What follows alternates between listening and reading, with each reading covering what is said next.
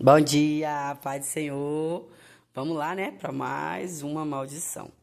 Hoje nós vamos para a quarta maldição, que fala: Maldito é aquele que faz o cego errar o caminho.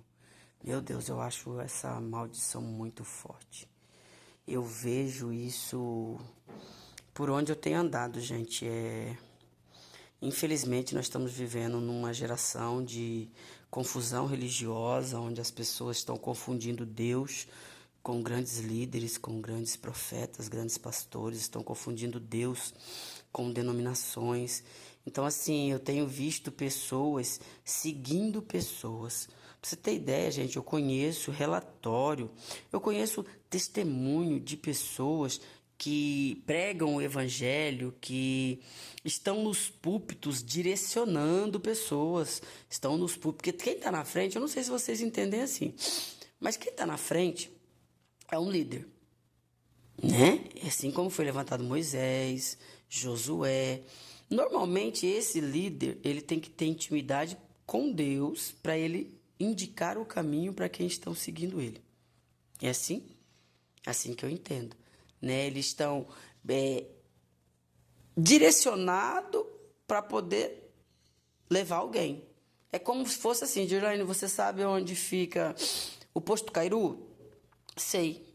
Você pode me guiar até lá? Sim. Então, o líder que está na frente, ele tem que saber a direção que ele está indo. E infelizmente, de verdade, de verdade, de verdade, se o que a Bíblia diz, que só os limpos de mão, limpos de coração vão entrar no reino do céu, infelizmente, muitos líderes não estão indo em direção à mansão celestial. Infelizmente, né? Não estão indo. Por quê? Por causa da conduta. Porque o que vai me levar para o céu não é a igreja, não são as roupas que eu visto, não é a palavra que eu prego. O que vai me levar para a igreja é o corpo revestido de glória. E quem faz isso é só a obra redentora do Espírito Santo, por meio da morte de Jesus Cristo. Ou seja, eu vou trocar esse corpo aqui. Como que funciona isso? Na Terra aqui, vou tentar explicar, gente, que é um assunto bem delicado, mas na Terra aqui, na Terra, eu nasci uma Edirlane, morta no maligno. A Bíblia vai dizer que o mundo jaz. O que é jaz? O mundo dorme no maligno. Pode ver que você vai no cemitério, tem aquele: aqui jaz fulano de tal. Aqui jaz Cicrano. Aqui jaz João. Aqui jaz Dona Ana. Entendeu? Aqui jaz alguém, ou seja, aqui dorme alguém. Então a Bíblia diz que o mundo jaz no maligno, o mundo dorme no maligno, o mundo está morto no maligno. É como se nós nascêssemos mortos. Nós só vamos ter vida quando a gente aceitar Jesus e deixar que o Espírito Santo transforme esse corpo herdado, corpo do pecado herdado por Adão, por um corpo glorificado que é o herdado por Cristo. Então, aqui na terra, o que vai ser trabalhado em nós não é minhas vestes, não é a denominação, não é a minha religião. Não, o que vai ser trabalhado em nós é o meu caráter. Quem eu sou? Os meus atributos são parecidos com o de Deus? Ou são parecidos com o de Jacó? Enganador. Pode ver que Jacó era um enganador. Jacó nasceu assim, gente. Aquilo ali representa muito claro a obra redentora de Cristo. Jacó, ele era um enganador. E aí tá, ele continuou enganador até ele passar pelo processo de Labão. Que lá no processo de Labão, quando ele sai de lá, ele sai determinado a mudar de vida. Como é que eu sei disso? Porque no meio do caminho ele luta com um ser espiritual. Ele não luta com Satanás, ele não luta com nada. A Bíblia vai dizer que ele luta com um anjo. Tem até a musiquinha, né? Jacó segurou o anjo, não deixou subir. Tem essa musiquinha, né? Então Jacó, ele lutou com o ser espiritual, ele lutou com o próprio Deus. Então a minha guerra e a minha luta, muitas vezes a minha luta, a sua luta, não é com potestades, com principados. Eu sei que tem, gente, eu não estou dizendo que não tem. Mas a luta maior é com o Senhor, para que Ele mude a nossa essência. A nossa essência, por causa da queda do Éden, é maligna. Por isso nós somos invejosos, por isso nós somos fofoqueiros, por isso nós somos linguarudos, por isso nós somos... Se eu olhar para dentro de nós, só tem maldade. Eu não sei se você é diferente, mas eu fui assim. Até que o Espírito Santo me pegou e me virou do avesso e me fez ver eu mesma. E aí eu deixei ele mexer em áreas obscurecidas da minha vida. E você sozinho não se muda, porque se você conseguir mudar você sozinho, é orgulho de santidade, porque o Espírito Santo é que consegue penetrar o mais profundo do nosso ser. Então tá, vamos dizer que eu estou ali na liderança, vamos voltar lá para o nosso versículo da maldição, e eu ainda não recebi essa obra redentora da cruz, porque eu ainda não aceitei a crucificação, eu não aceitei a morte do meu eu. Eu só fui lá, batizei, vesti um terno, uma gravata, um vestidão, uma saiona, tá, e tô na frente de uma liderança. Eu tô na frente. Tá, mas espera aí. Você já foi lá? Você já foi lá? Você já foi regenerado? Você já foi transformado? Você já viu Deus de pertinho para que Ele pudesse mudar tudo em você e aí você mostrar para mim o caminho? Ou você é mais um cego com uma trave nos olhos tentando tirar o cisco dos meus? Tudo isso nós temos que prestar atenção em tudo, porque muitas vezes nós estamos seguindo um cego que não sabe para onde está indo, e nós, por negligenciarmos a nossa responsabilidade de estudarmos as Escrituras, a gente prefere andar na cabeça de outra pessoa. Minha mãe, quando eu era pequena, falava bem assim, quem anda na cabeça dos outros é piolho. E hoje, infelizmente, nós vamos ver que nós também gostamos de andar na cabeça das pessoas. Nós gostamos de andar pelo entendimento das pessoas.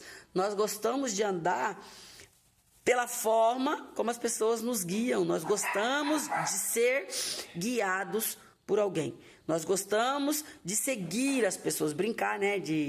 Daquela brincadeira de chefe, né? O líder faz e a gente faz igual. E, infelizmente, gente, eu tenho visto pessoas, né, na frente, guiando pessoas. E o caminho, para mim, não é o céu. Tá? Então, cuidado, você pode ver que lá... Eu gosto muito da passagem do rei Davi, porque o rei Davi era um rei, ele conhecia Deus. A Bíblia vai dizer que ele era um homem segundo o coração de Deus. E ele pecou com Batseba. Tudo bem, eu acho isso interessante demais. Só que na hora que ele quis matar alguém, ele colocou essa pessoa na frente de uma batalha. Isso para mim é muito sério. Muito sério. O que eu vejo de Urias em frente de batalhas espirituais, em frente de lideranças, pegando frente de trabalhos eclesiásticos sem ter preparo. Cara, isso é guerra dentro da sua casa. Isso é morte no meio dos seus. Eu tô querendo dizer para você que se você for para uma guerra indicado por um líder, mas sem ter preparo físico, preparo emocional, preparo mental, preparo espiritual, você vai ser bombardeado. A sua casa vai ser bombardeada. Sabe, e isso pode ser a consequência de muitas famílias, né, de líderes, de presbíteros, diáconos adoecidas, né? Eu conheço muitas mulheres de presbíteros adoecidas, muita casa de líderes abandonadas. Isso é perigoso, gente, é perigoso, porque a Bíblia vai dizer que Deus nos tira do nosso pai, da nossa mãe e nos une à nossa mulher. E a Bíblia não vai dizer que Deus nos tira do nosso pai, da nossa mãe e nos une a uma igreja. A Bíblia não vai dizer que Deus nos tira da nossa mulher e nos une a um ministério. Tá tudo errado. Tá? O seu primeiro ministério é a sua casa. O seu primeiro ministério é a sua casa. Você governa bem a sua casa? A sua esposa está bem tratada? Está hidratada? Está com o cabelo bonito? Está resplandecendo a glória de Deus? Porque a Bíblia vai dizer que a mulher é a coroa do homem. Como está a sua coroa? Tem coroa que está jogada no lixo já. Tem coroa que está suja. Tem coroa que está doente. Tem coroa que está depressiva. Tem coroa que está estragadinha. Entendeu? Não estou dizendo todas, mas eu estou dizendo que a mulher é a coroa do homem. Olha que interessante, né? E aí eu pergunto para você, líder, se é que está me ouvindo, como está a sua coroa? Como está a sua mulher e seus filhos? Os filhos são herança do Senhor. Olha que linda. Como está a sua herança? Você tem cuidado da sua herança? Ou você está mais preocupado com a igreja, com o seu cargo eclesiástico, com o seu terno, com a sua gravata, em mostrar lá fora uma realidade que você não é dentro de casa? A gente vê isso na história de Naamã. Esse vídeo vai ser um pouquinho mais longo, gente. A gente vê isso na história de Naamã. Naamã lá fora era um grande guerreiro. Naamã lá fora era um grande homem de Deus. Mas dentro de casa era leproso. Quem via a sua lepra era a sua família. Quem via a sua lepra era a sua mulher e seus filhos. Ali ele poderia ser um pai iracundo, um pai carrasco, né? E lá fora não, lá fora ele resplandecia. Então hoje eu conheço muitos Naamã, muitos Naamã. Talvez eles nem sabem que eles são Naamã, mas quando as pessoas estão passando na rua e olham a vida deles, porque a Bíblia diz que nós somos a carta de Cristo. Então quando ele passa na rua, que eu vou ler a carta, infelizmente não está direcionada ao céu. Isso é muito sério. Isso é muito sério. Eu quero chamar a atenção de você que isso traz maldição para a sua vida. Traz maldição para a sua casa. Traz maldição para a sua família. Os sacerdotes estão adormecidos. Os sacerdotes estão aí obscurecidos. Eu tô para te dizer que ainda assim, muitos dos sacerdotes que se dizem líderes ainda estão dormindo no maligno. Há uma cultura de engano invadindo aí as igrejas. Há uma cultura. Se não existisse, a Bíblia não falava de falsos profetas e falsos mestres. Se não existisse, a Bíblia não falava de um evangelho verdadeiro. Se não existisse o evangelho enganoso. Então, gente, vamos estudar a palavra. A palavra de Deus vai ser a lâmpada dos últimos dias. A palavra. Estude Gênesis, estude Êxodo, Levítico, Números, Deuteronômio, Josué, Juízes, Ruth. Estude Mateus, Marcos, Lucas, João. Estude Bíblia. Ah, Dilane, mas eu não consigo entender a palavra. Amigo, você não precisa entender. A Bíblia diz que você precisa ler. Lê, bem-aventurado o varão que estuda essa lei e medita nela dia e noite. Isso aí é Salmos 1. Eu não citei ele todo aqui, mas eu quis dizer o contexto. Né? Você vai ser bem-aventurado se você ler e pensar nela. Entender não precisa, só ler. E aí, durante o dia que você está lavando vasilha, limpando casa, você vai se pegar pensando no que você leu. Tá? E o resto é com o Espírito Santo. O resto é com o Espírito Santo. Aquela palavra vai fazer você se enxergar quem você é. Aquela palavra vai trazer identidade para você. Aquela palavra vai trazer restauração para você. Aquela palavra vai trazer uma nova identidade para você. Então eu quero te falar, dê atenção à palavra. Parem de seguir pessoas, gente. Parem de criar para si bezerros de ouro. Porque Deus está prestes a levantar. Como é que eu vou dizer? Deus está prestes a cumprir. Isso, vamos dizer assim. Cumprir tudo que está escrito na Bíblia. E lá em Apocalipse vai dizer sobre as 7 taças de Deus, né? Então a gente tem que estar preparado para isso aí. Eu não gosto de dizer que você vai para o inferno, porque eu acho que isso aí depende muito da sua casa. Céu e inferno, para mim, depende muito da sua casa, da sua família. Não tem nada a ver com a igreja. Porque se tivesse a ver com a igreja, Deus não falava. Que aí ia chegar aquela pessoa, Senhor, em teu nome eu preguei, em teu nome expulsei demônios. E Deus fosse falar, afastai de mim, vós que praticais a iniquidade. Então, para mim, céu e inferno não tem nada a ver com religião, não tem nada a ver com igreja, com seguir, ou com ministério, ou com pregação. Não, céu e inferno para mim tem a ver com a sua casa. Porque se você conseguir governar a sua casa, você já fez seu papel na terra. Agora, se você deixar a sua casa e ficar governando a casa dos outros e achar que você está grandão, me perdoe. A Bíblia diz que de que vai adiantar você ganhar o mundo inteiro e perder a sua casa. Então é hora de voltarmos para a nossa casa. É hora de voltarmos para a nossa residência. É hora de voltarmos para os nossos papéis de pais, de mães, de filhos, de filhas, de sacerdotes, sacerdotisas. É hora de nós voltarmos ao nosso ministério familiar em primeiro lugar. Aquele que não cuida bem da sua casa, da sua família, não é digno de cuidar da igreja de Cristo. Não é digno de cuidar do rebanho do Senhor. Aquele que não cuida dos seus negou a fé e é pior que os incrédulos. É o que a Bíblia diz. Gente, é hora de mudar de vida, mudar de rumo e mudar de direção. E tá todo mundo esperando aí a trombeta tocar, né? Mas talvez a minha voz é uma voz de trombeta já tocando no seu ouvido e no seu coração. Acorda. É hora de acordar. Desperta. Efatá, abram seus ouvidos. Tirem os ciscos dos olhos e as traves para que possam enxergar e ouvir o Espírito Santo. É muito sério esse assunto, gente. É muito sério esse assunto. Em todos os dias que eu estou gravando, vem a seguinte pergunta no meu coração. Eu estou sendo uma noiva de Cristo dentro da igreja, uma cristã ou uma pregadora, ou uma evangelista. Eu estou sendo uma pessoa abençoada ou uma pessoa amaldiçoada? Não precisa responder alto.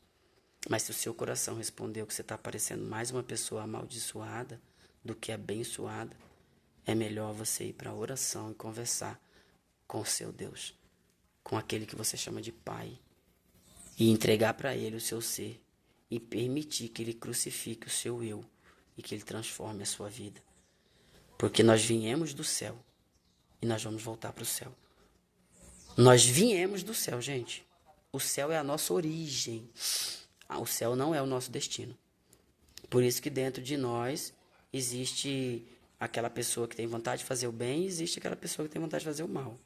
Porque nós viemos de lá, então a essência está aqui, mas foi corrompida no Éden. Adão veio de Deus, mas foi corrompido pela serpente. Então, nós viemos do céu e iremos voltar para o céu. Estamos aqui num processo, não é mágica, tá? Porque muitas vezes tem gente pensando que já tá bonzão, prontão, indo pro céu, né? Se tiver o arrebatamento, eu vou voar. Lá nós vamos ter muitas surpresas. Você só vai voar se você tiver deixado o seu caráter ser transformado, porque a Bíblia diz que lá no céu só entra santo. E você não vai virar santo depois que você morrer. Você tem que virar santo aqui antes. As pessoas têm que ver em ti santidade. As pessoas têm que ver em ti a presença do Senhor, e Ele é santo e glorioso. Amém? Que possam refletir nessa mensagem de hoje. Foi um pouquinho maior o vídeo, mas foi necessário. Tá? Que Deus abençoe a sua casa, a sua vida, o seu ministério, o seu chamado. Que Deus te faça frutificar. Mas é hora de rever o caminho. É hora de rever. E se for necessário recuar e retornar e fazer o caminho de volta, faça. Se for necessário descer, talvez você já está grandão, né? Talvez você já é lá um missionário, um pastor, sei lá. Talvez você já é um título alto, mas a casa está toda bagunçada. Pode ver que o rei Ezequias, a ordem do Senhor foi o seguinte: você está com uma enfermidade de morte para morrer. Mas quando ele pede para viver, Deus vira para ele e fala: vai lá então e arruma a sua casa. Na verdade é assim, né? Quando Deus vai falar com ele, ele fala: ó, arruma a sua casa, porque você vai morrer. É isso, tá certo. Eu falei um pouco errado. Arruma a sua casa, organiza a sua casa, porque você vai morrer. Ou seja, a casa estava desorganizada. Ele era rei já, rei Ezequias. Se Deus quisesse matar ele de qualquer jeito, ele não tinha pedido para ele arrumar a casa. Então Deus fala para ele: organiza a sua casa que você vai morrer. Aí ele pede em oração para que ele viva mais. Pede perdão para o Senhor. E o Senhor vai lá e fala para ele: então tá, eu vou te dar mais 15 anos. Então vamos pensar nisso. É hora de organizar a casa. Tá bom? Se o fim dos tempos está chegando mesmo, é hora de organizar a casa. Deus abençoe você. Deus abençoe seu lar, sua família, seu trabalho, seu ministério. E que você venha crescer muito mais em Cristo. Crescer a tal ponto que você suma e que Ele apareça em você.